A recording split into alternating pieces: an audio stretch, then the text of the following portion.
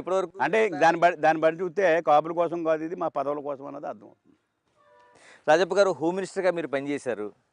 ఎలాంటి ఆలోచనలతో మీరు పనిచేశారు? ఎందుకంటే హోమ్ మినిస్టర్ అనేది చిన్న విషయం. అంటే నేను చంద్రబాబు నాయుడు మైండ్ పెట్టి పరిపాలన చేశాను. చంద్రబాబు నాయుడు గారు ఈ రాష్ట్రం లా అండ్ ఆర్డర్ బాగుంటే ఈ రాష్ట్రం బాగుంటుంది, అది మాకు చెప్పాడు ఆయన. ఈ ముందు లా అండ్ ఆర్డర్ కంట్రోల్ చేస్తేనే ఈ రాష్ట్రం అభివృద్ధి చెందుతుంది, కొత్త రాష్ట్రం ఏర్పడింది అని చెప్పి మాకు ఎప్పటికప్పుడు చెప్పేవాడు. దాన్ని బట్టి ఆ లైన్లో నేను పనిచేసాను. రాష్ట్రం బాగుపడాలంటే మనం లా అండ్ ఆర్డర్ బాగుండాలని చెప్పి మేము వెళ్ళటం జరిగింది. ఎలాగా మీ నియోజకవర్గం దగ్గరికి వద్దాం. దాదాపు 2 సార్లు 14, 19 అంటే ఒకటి తెలుగుదేశం గాలి అవ్వచ్చు, వైసీపీ గాలి లాంటిది అనుకున్న 19లో కూడా మీరు ఎదురు నిలిచి ఇక్కడ గెలిచారు.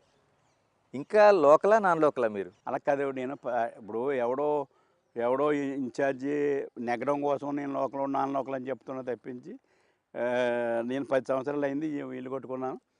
10 సంవత్సరాలు అయింది. 10 సంవత్సరాల నుండి పని చేశాను. ప్రజలు ఏం చెప్పారంటే నన్ను కిందసారి నెగ్గించడానికి కారణం డెవలప్ చేశాడు రాజప్ప అని చెప్పి ఓట్లేసారు తప్పించి, ఇంత గాలిలో మాకు పార్టీ బలం ఉంది, నాకు వ్యతిరేక ఓటు ఉన్నా పనిచేసాడు అన్నది చేశారు.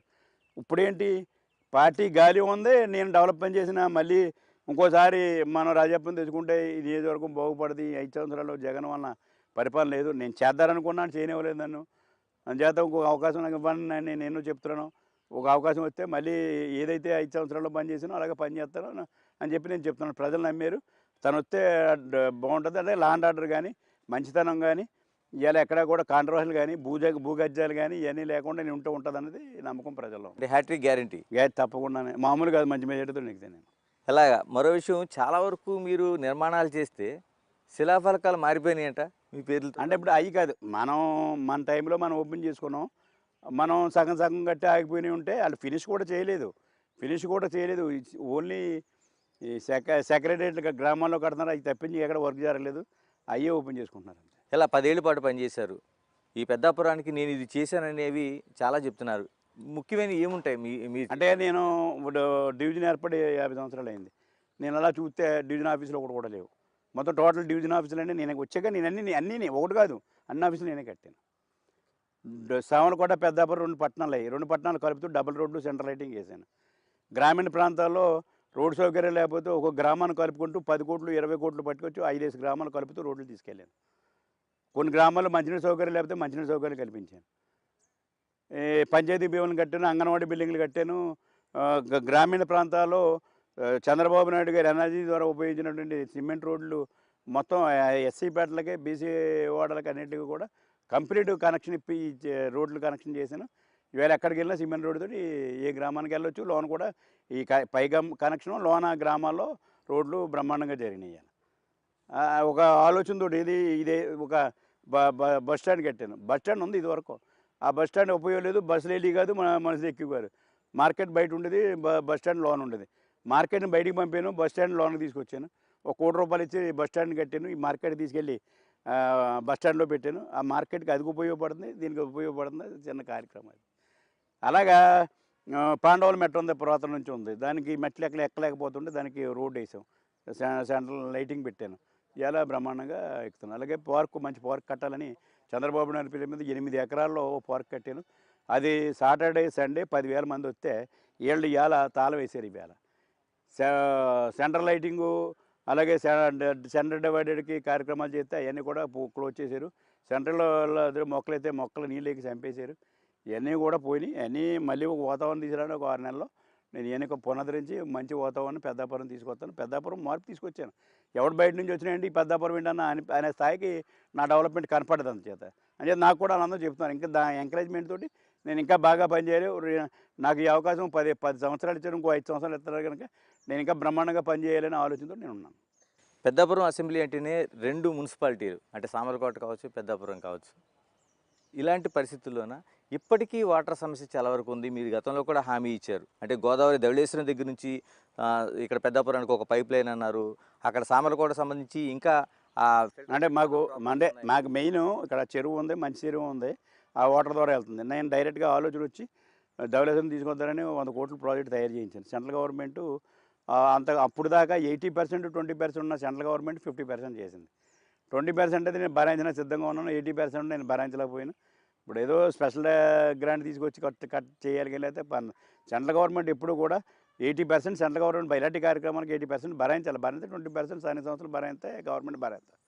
రైల్వే ప్రాజెక్టులు కానీ ఇవన్నీ కూడా అవ్వట్లేదంటే పర్సంటేజ్లు పెరిగిపోవడం వల్ల ఈ ప్రాజెక్టులు అవ్వట్లేదు. ఇలా మరోవైపు తీవ్రంగా ఈ నియోజకవర్గంలో వినిపించేది సూరంపాలెం గుట్ట. ఆ గ్రావెల్ కుంభకోణం ఏంటి, అసలు ఎవరు చేస్తున్నారు, ఎందుకు చేస్తున్నారు? అలా కదమ్మా, 5 సంవత్సరాలు అయింది, 5 సంవత్సరాలు ఉంది, 5 సంవత్సరాలు విపరీతంగా తవ్వారు. ఇప్పుడు ఏం చెప్తారంటే వాళ్ళు తవ్వుకుంటూ నేను తవ్వానని చెప్తారు.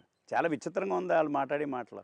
ఇప్పుడు కూడా రమ్మంటే రారు, మళ్ళీ జనాలు రెడీగా ఉన్నాను తీసుకెళ్తాను అన్నాను. ఇప్పుడు అక్కడికి ఎవరు చేస్తున్నాడు ఇప్పటికీ కూడా ఈ వైసీపీ నాయకులు అందరూ కూడా టోటల్ అంతా కూడా అక్కడ చేస్తున్నారు. చేస్తుంటే ఇప్పుడు నా మీద చేస్తారు.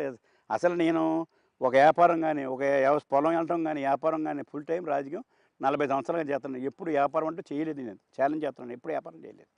ఇంకా ఈ ఆలోచన నాకెందుకు వస్తుంది? ఎవరు తవ్వుకెళ్ళలేదు సార్, నా పొరపాటు ఏంటంటే ఎవరో తవ్వుకెళ్ళింది నేను కంట్రోల్ చేయలేను. ఇప్పుడు అదే పరిస్థితి కదా, ఇప్పుడు తవ్వుకెళ్ళిపోతే నేను కంట్రోల్ చేయలేకపోయాను. అంటే 2014లో మన ప్రభుత్వమే ఉంది. అది చెప్పాను, నేను అది చెప్తున్నాను. ఇప్పుడు తవ్వుకెళ్ళిపోయినప్పుడు కొంత అవసరం డెవలప్మెంట్ కూడా, ఏంటంటే రోడ్లు వేయాలి, రోడ్లు అయితే అది కావాలి. అది దానికి వచ్చి మనం రాజీ పడ్డాను, ఎందుకంటే రోడ్లు అవుతున్నాయి కదా అని ఆలోచన రాజీ పడ్డాను. ఇవాళ అది కాదు, ఇవాళ ఒక నుంచి పెద్ద గొయ్యిలు తవ్వేసి ఇవాళ అప్పుడు లోనకి కూడా తవ్వనకుండా కంట్రోల్ చేసాం. నేను కూడా ఎప్పుడు కూడా దాని మీదకి వెళ్ళడం కానీ ఒక లారీ విషయం కానీ నేను ఎప్పుడు కూడా ఆ జోలికి వెళ్ళలేదు. ఈవేళ 5 సంవత్సరాల నుంచి టోటల్ అంతా కూడా వేలకు కంకర వెళ్ళిపోయింది, అంతా కూడా వెళ్ళిపోయింది. అది ఎస్ఐండ్ భూమి అండి. అది అన్ని రకాలు ఉన్నాయి, ఎస్ఐండ్ ఉంది, రైతులు ఉన్నారు, రైతుల దగ్గర కొనుక్కున్నారు, ఇవన్నీ చేస్తున్నారు. గవర్నమెంట్ పాలసీలు కూడా తప్పు ఉన్నాయి.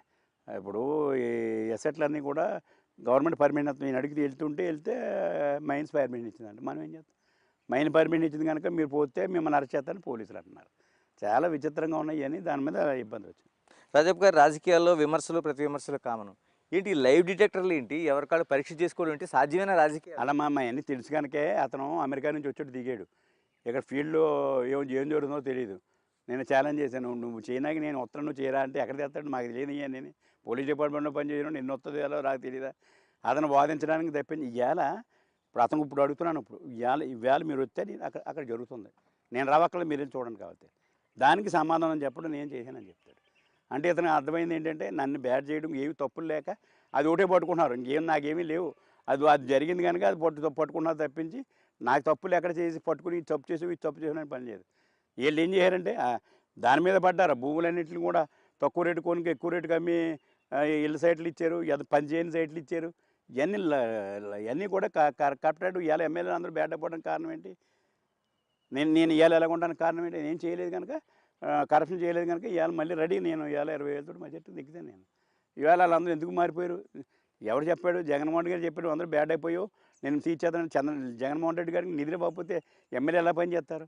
ఇప్పుడు నాకు ఇవ్వలేదు, వైసీపీ ఎమ్మెల్యేకి ఇవ్వలేదు, ఆ నిధులు పోకపోతే ఆడెక్కడ పని చేస్తాడు? ఆడ పని చేయలేదు కనుక ఏదో అలాంటి పనులు చేశారు, పని చేసి వాళ్ళు బ్యాడ్ అయిపోయారు, మీరు బ్యాడ్ అయ్యారు కనుక సీట్లు మార్చేసాను. ఆ పరిస్థితి ఉంది ఈ రాష్ట్రంలో. ఇలా ఈ